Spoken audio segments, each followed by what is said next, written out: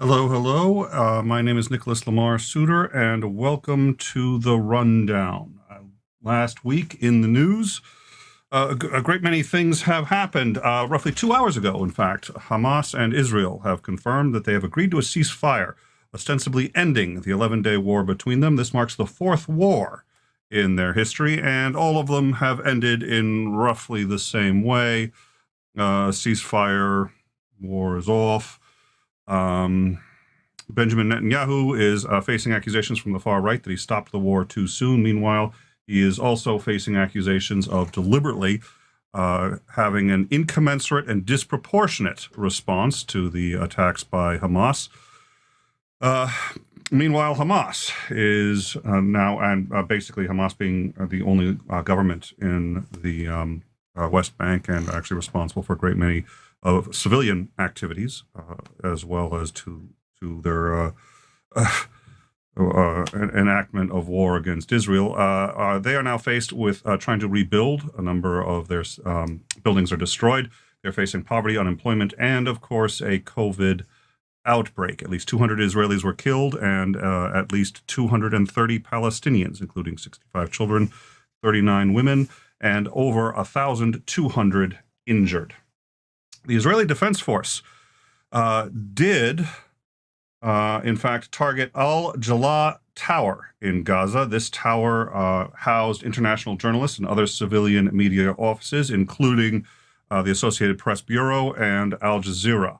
The Israeli military did, in fact, give these organizations a one-half-hour advanced notice before leveling the buildings. This was enough time to safely evacuate all employees, at least the Associated Press.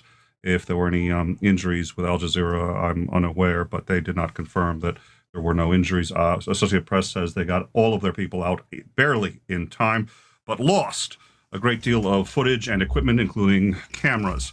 The IDF reports, IDF being the Israeli Defense Force, reports that Hamas intelligence was actually using the building as a staging ground and using the civilian organizations, such as the Associated Press, as human shields.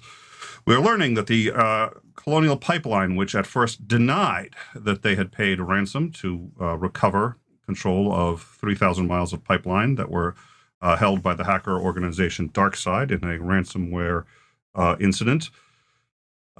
We had the blockchain sleuths Elliptic said that they had traced as much as 90 million in Bitcoin ransom to the hackers from the Colonial Pipeline. They are now at least confirming that, in fact, they did pay a ransom, although they're saying it was only to the tune of about 4.4 million. Obviously, this gets into a whole bunch of things. We'll probably do a show on this in time. What are the ethics of paying ransoms in general? There was, for those of you who haven't seen it, at least excellent in concept movie with Mel Gibson called Ransom, in which he decides that he's going to sort of do the opposite of pay a ransom. And it's an interesting concept. An investigation by WSB TV Channel 2 in Atlanta, Georgia, found that Representative Taylor Greene, my brain always stumbles on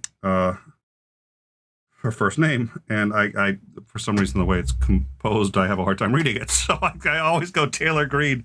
So people have perhaps already noticed that. Okay. We'll chalk it up to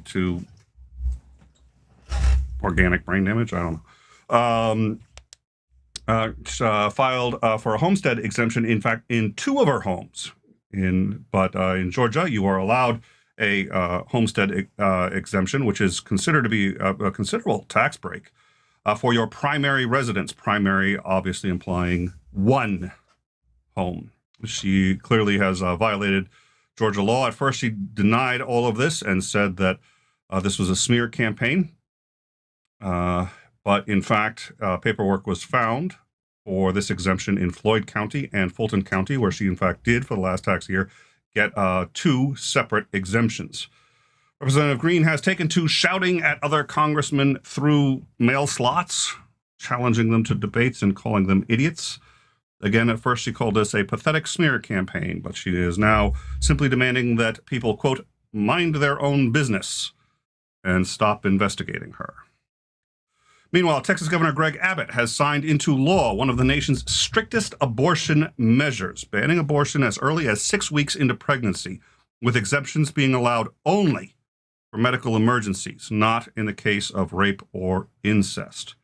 However, 6 weeks is only 2 weeks past a missed menstrual cycle, meaning a woman could easily not even know she's pregnant and have passed the legal time by which she could get an abortion.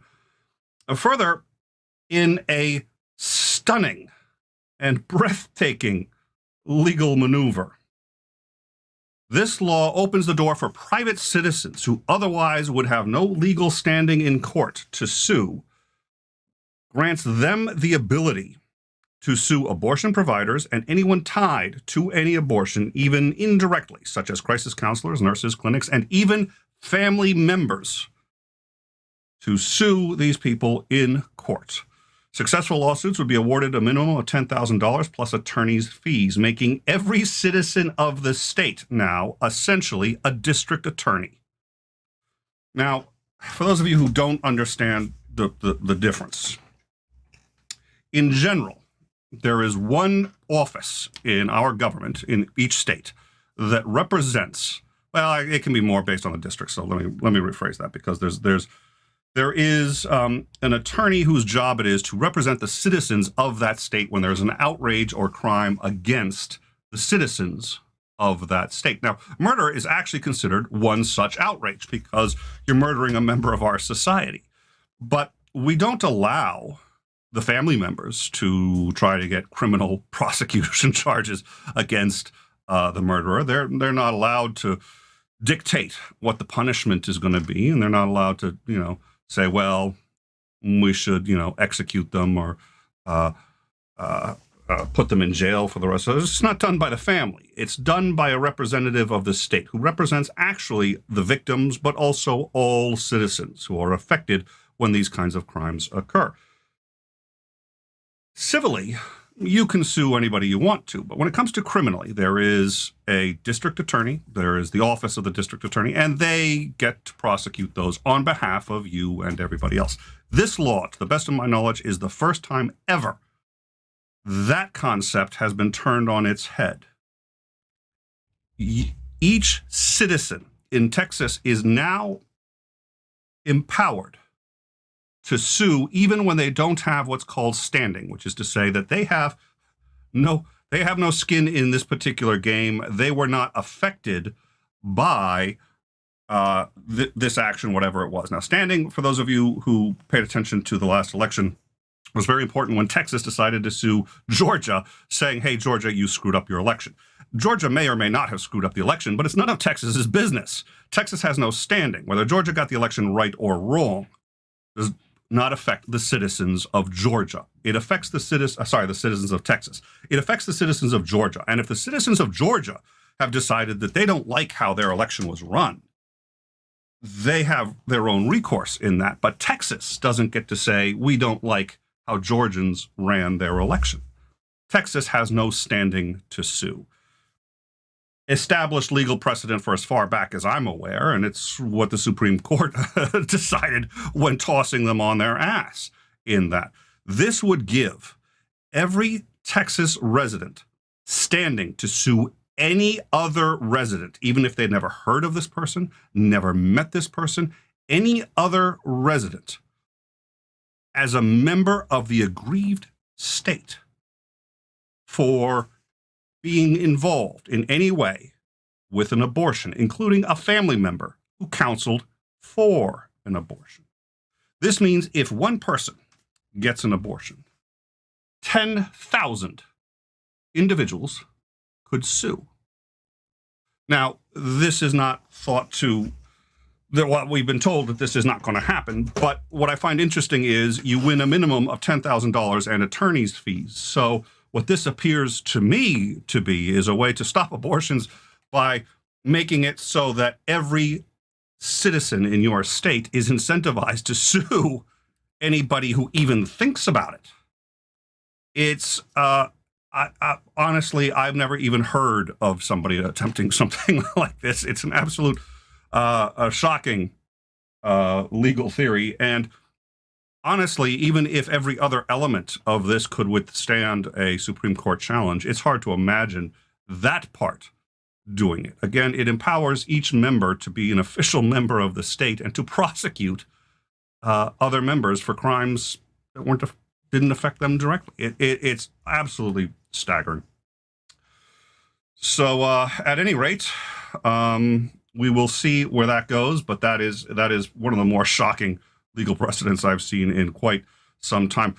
We also have already known that the Manhattan District Attorney has been engaged in a criminal investigation of the Trump Organization. Today, we have learned that New York Attorney General Letitia James is joining the Manhattan District Attorney's office in their criminal investigation.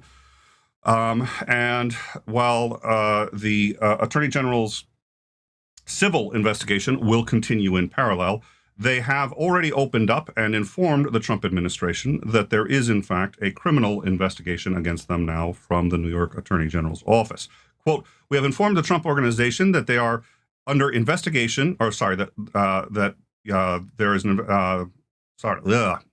we have informed the Trump Organization that our investigation into the organization is no longer purely civil in nature. We are now actively investigating the Trump Organization in a criminal capacity, along with the Manhattan DA." So this adds to other civil liabilities that he's been looking at, including for committing fraud, both with his taxes and with insurance companies, also for misleading lenders and people invested in his properties. He is now facing potential criminal charges for all of those, and we already believe, in fact, money laundering is still on the table from the Manhattan District Attorney. So this looks right now, and what it looks like is they're now going to attempt to use this to apply pressure to get members of his organization, probably in the financial and CFO structure of his organization, to flip, because they are now all under criminal liability and have an incentive to flip on him as rapidly as possible. Meanwhile, there are new allegations that the Trump administration was secretly recording and or obtaining recordings of journalists that were critical of them. This includes secretly recorded conversations and email correspondence from CNN Pentagon correspondent Barbara Starr, and for at least 3 reporters at the Washington Post. Justice Department also subpoenaed Twitter in late November 2020 in an attempt to identify the user behind a parody account, which was heavily critical of Representative Nunes, in an attempt to unmask the owner of that account, ostensibly to chill their speech. These were obtained in secret court filings in which the reporters were not given notice or a chance to even respond or to defend maintaining their records or keeping them private. And there was no contesting party on the other side arguing any reason why these secret recordings and or files of these journalists should not be tapped and or released to the Trump administration. All right. So having said all that, what I'm going to do is I'm going to quickly hit the live chat, and then we're going to we're gonna discuss probably what, in my view, we've covered some powerful video. Given the whole context of this video, I think it's some of the most powerful video I've seen when you understand the context of it. So we're going to go into the context. It will it's graphic. We're probably going to cover. I think we're going to show 4 clips. Each clip is about 2 minutes in length. So I'll discuss that a little bit more. But let me just see if there's any. Yeah, there's. I have. Okay, so is Andrew pointing something out which makes sense to me, which is doing something completely outrageous to get the whole. Yeah, it's possible. There are more subtle ways to do it. California did the same thing when they got the gay marriage issue. California, of course, was for gay marriage, so they decided the best thing they could do to support gay marriage was to make it illegal, which they did, so that they could support it. Believe it or not, by making it illegal. This allowed for a challenge which they themselves supported to take it to the U.S. Supreme Court so it could be decided there for the entire country instead of just California. This, if that's what they're doing, okay. So, and thank you all for coming. And, this is, let me quickly say, this is Overtime. This is our new channel. Same content. We've just decided to split it so that people who are interested in our interviews, discussions, after shows. We've got a really cool after show coming up planned. We're going to have Neil 604 Atheist, Christopher Mowdy, and In Time will each be streaming together. We're going to have a joint hang. Each of us are going to have guests from our hangs, and we're going to be streaming all three of us to our channel together. We're still settling on a time for that, but we've got a couple of things. But that's all the foo-foo stuff on In Time. If you like serious things, stay on Overtime. I don't know who that clown is with the 400. So I'm going to need a different. I think I'm going to need a different coat of the non-$400 suit. The guy on In Time wears a $400 dress and has the cigar thing, but that's a whole nother. At any rate, so thank you all for joining us, and please, if you've made it this far, like and subscribe, and if you can support this channel. Of course, In Time's been monetized for over a year, but Overtime is just starting out, so we're still going to try to do kind of a mad dash to 1,000 subs, which opens up all of the full utilities of the channel, and also makes it so that we can monetize, which is always a plus. So if you can like and subscribe, that is the easiest way to just give us a little bit of a boost in the algorithm, and hopefully we can get this channel. Doesn't have to catch up to In Time, but to get it to where it can, at least it has all of the features that a monetized channel does. All right. So once again, as I said, this is going to be difficult. This is all right. So we're going to show some footage. It's going to appear there, right down below my shoulder on my left, which would be, I think, your right. So kind of over the chat window here. And I just want to make sure that I've got everything queued up for that. And then I'm going to sub. If I'm going to sub to this channel, I need to know the safe way. Let me rephrase that. I had said earlier that if you support us on In Time, if you could come and support us on Overtime, that would be great. I was excluding aquatic mammals in that. Certain aquatic mammals. You know who you are. This is the channel for serious discussion. So we need serious people, and certain aquatic mammals do not qualify. All right. So yeah, I think we're good. Yep. All right. All right. So we're going to show a few clips. They're about 2 minutes each. So shortly after midnight on May 10th, 2019, just outside of Monroe, Louisiana, Ronald Green failed to pull over for an unspecified traffic violation. A high-speed chase ensued. The official police report, stated that Mr. Green lost control of his vehicle while traveling in excess of about 110 miles per hour. He struck a tree and was killed on impact when his car struck the tree, obviously. So he was dead on arrival, and the police recovered the body, and that was how he died. Now, his family had been dissatisfied with that answer for quite some time, and there had been questions from the autopsy, and the story has since evolved. But they weren't able to get an investigation into his death for over 440 days since the accident that killed Roland Green. Now, just earlier, I think it was it today or yesterday? I apologize, I'm a little out of it. I think it was earlier today, I believe. Somebody will correct me in the live chat. The body camera footage was released.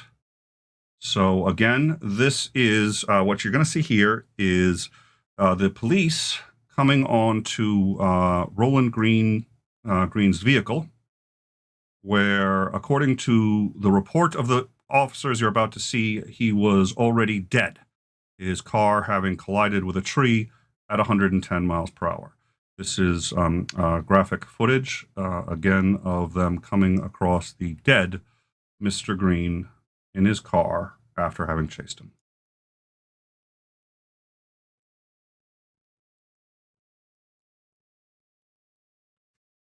Let me see your hands! Let me see your hands, mother. I got you. Come here, mother. I got. Get out. Okay. Come here, mother. Oh, Lord Jesus. Oh, get out. Let me see your hands. Let me see your hands. Get out of here. Okay. I'm sorry. Fuck out. I'm scared. Get out of the car. I'm scared. I'm your brother. I'm scared. All right, moments later.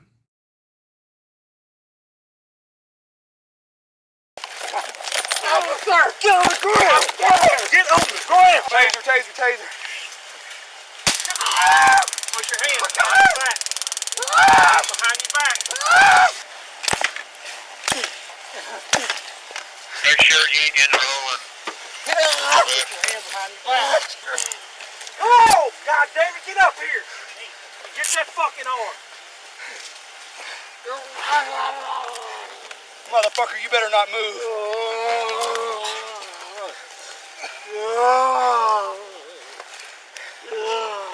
Got it? You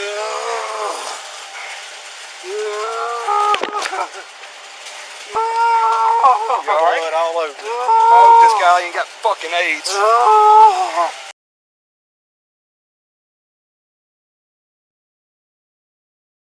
All right, then this clip. Now, there's no audio here. At this point, the officer seemed to realize that he was recording and thought that perhaps that would be a bad idea. Multiple officers at this point turned off their body cams and or turned off the audio to their body cams, making reconstructing what happened at this point rather difficult.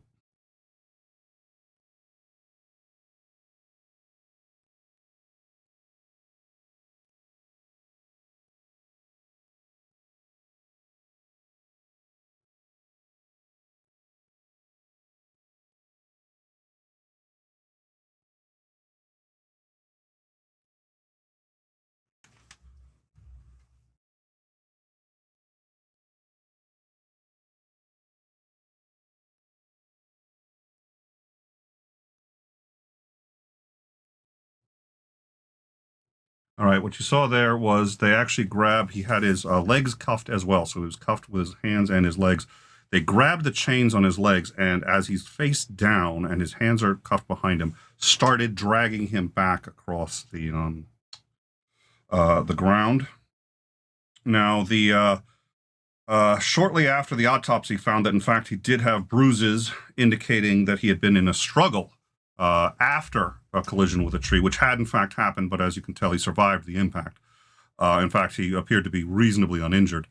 But the autopsy found that he had actually not been killed by that and had died in a struggle thereafter. The police did amend eventually their report to reflect the reality as given by the autopsy, saying that in fact, let's see, he did in fact die of his injuries when hitting the tree, but he died on his way to the hospital, and they had difficulty subduing him and used force, A, to subdue him, and B, for his own protection, try to get him into an ambulance. But he resisted, by the time he was in the ambulance, he succumbed to his injuries from the tree. So I mean, we've had numerous incidents of people, of officers rewriting their reports and we've shown a few here where officers have, after the fact, gotten their stories straight and changed significant details. But whether or not the man was alive when you arrived is a huge detail. And as I said, this video is I think this footage is so far less than 24 hours old. It did take 274 days before a formal investigation was started, and only after numerous complaints by the family and harping on the fact that there were inconsistencies between that report and the bruises and injuries on him and how he died. Now, in the footage here, you see him actually apologizing and attempting to surrender and being tased anyway. Now, he, let's see. So what I'm going to do is we're going to play one more. This is, I believe, the Associated Press version, and they had two separate, let's see, yep, they had, I think it's two separate use of force specialists to look at the footage, and you're going to see that footage and their reaction to it. Again, I think this is probably about 2 minutes.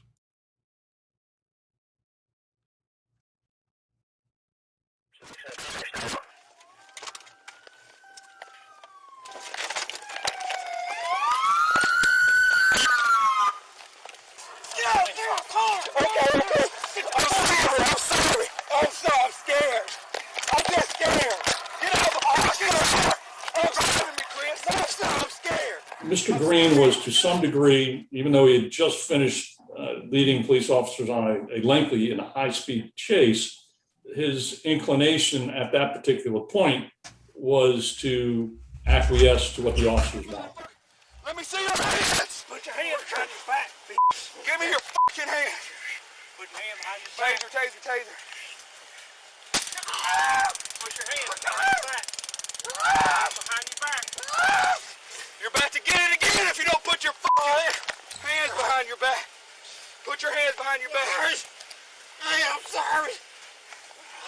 What's problematic for me is that Mr. Green is now left on the ground, on his stomach, handcuffed in a prone position.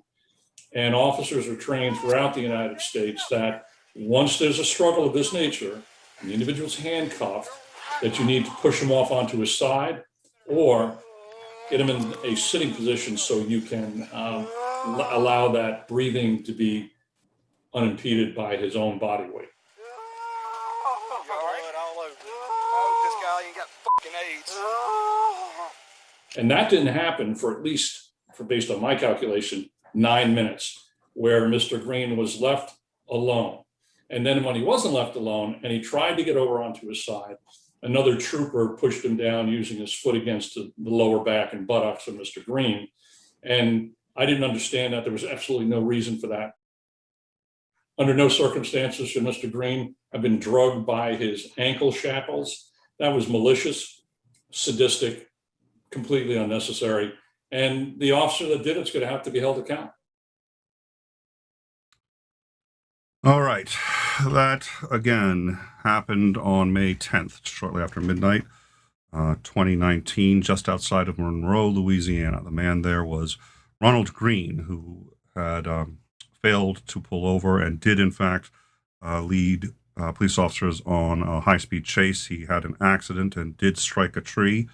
The report, the official report, the initial report, was that he died on impact and was found dead in his car. There was no point in attempting to resuscitate him. He was gone. Hit the tree at about 110 miles an hour. That's the initial report, and I think, as Andrew made a good point, that there's always inaccuracies in these reports. I actually got to worry about the ones that there aren't inaccuracies in, where all the officers say the exact same thing. Everybody has a different perspective, and I think we expect too much of our police, of our doctors, of a great many people. To error is human. If a doctor makes a mistake, it's malpractice. in every case somehow, even though the fact is that they're human beings. They can't not make mistakes. Malpractice should be where they make a mistake that they really should have known better or been on. But our expectations now is that every doctor is perfect all the time. And that's unreasonable. And our expectation is that all police reports are going to be a complete perfect accounting of everything that happened. And that's unreasonable too. And if we find an error in one, doesn't mean anybody covered up or lied about anything.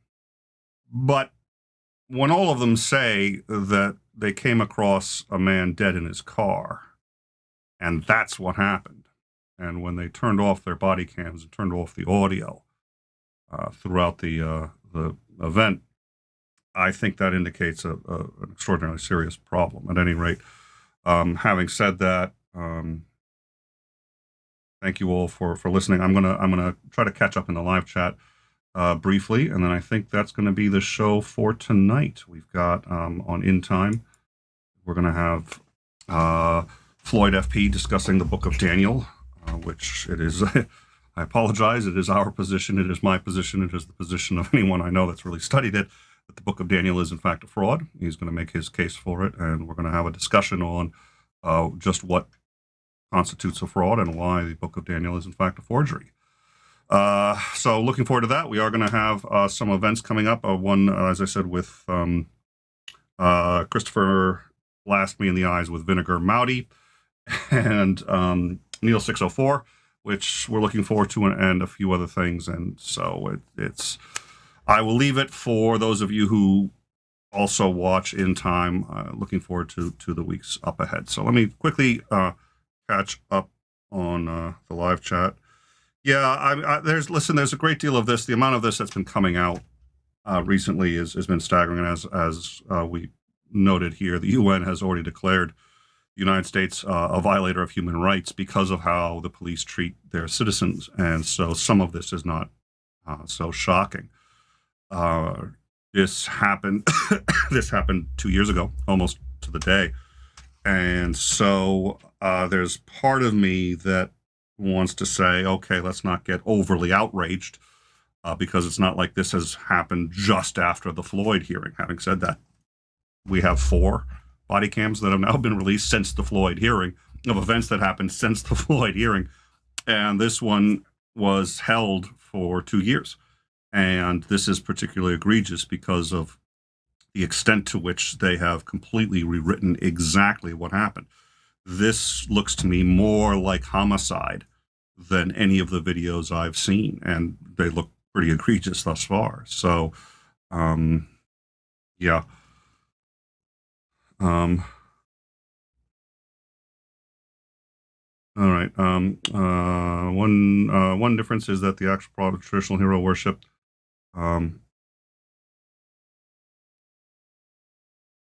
yeah, the police should be professionals, not heroes. I think that's well put, and I think I've heard a few people saying that now, and I kind of like that mantra. And I think police need to be treated with dignity and respect, but I think we also have to expect more of them than we're getting by quite a significant margin. So how we reconcile those, I do not know.